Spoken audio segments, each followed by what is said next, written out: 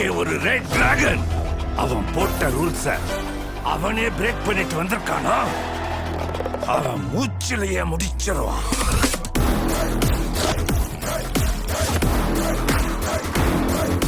நாம எவ்வளவுதான் குட்டா இருந்தாலும்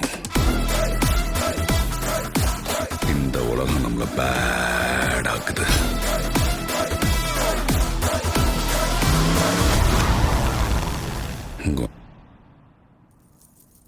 காட்டுறேன்.